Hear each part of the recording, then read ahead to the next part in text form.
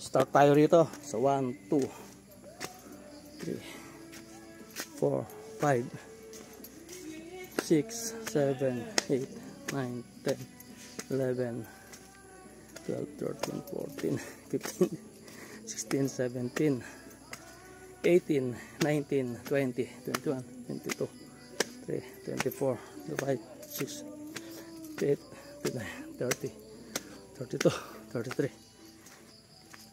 34, 35, 36, 37, 38, 39, 40, 41, 42, 43, 44, 45, 46, 47, 48, 49, 50, 51, 52, 53, 54, 55, 56, 57, 58, 59, 60. Yan mga kabigote na. 60 step pa lang tayo. Hinihingal na tayo. So tsagain natin na bilangin to, no. Naka 60 na tayo.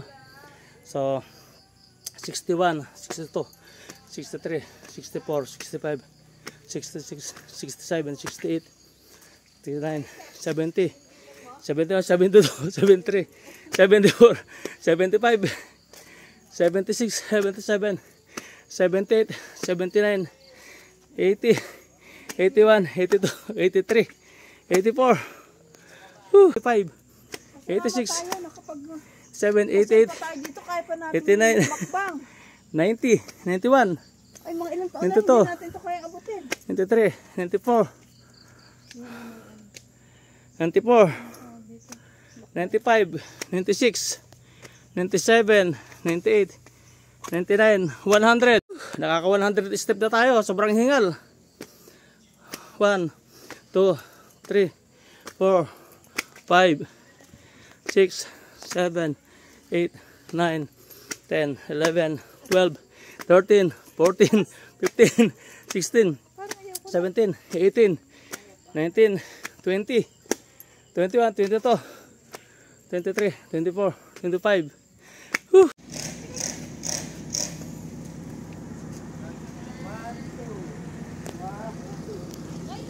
Ayun yun mga kabigote, no? So, sa mga matagal na nakarating dito sa Luzon Datum, kung dati ito lang yung nakikita nyo, yan, yung ano na yan, at saka ito mismo kung yan nakita.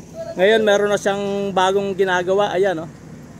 Pangdagdag attraction dito sa Luzon Datum. Ayan, hindi ko lang alam kung ano to, kung anong purpose ito, kung picturean sa taas or hotel or ano, pero ang ganda niya, oh, yan, Project Luzon Datum, ayan, oh. Tsaka panalo talaga siya, panalo sa tanawin, oh. Sulit ang pagod, ayan, oh. Sulit yan, oh. Ganda, yan. Karagatan. Nasa gitna siya ng karagatan. Kung tutusin, gitna siya ng karagatan, ano? Paikot siya ng dagat, ayan, oh. Ayan, oh. Oh. Yan. Yan.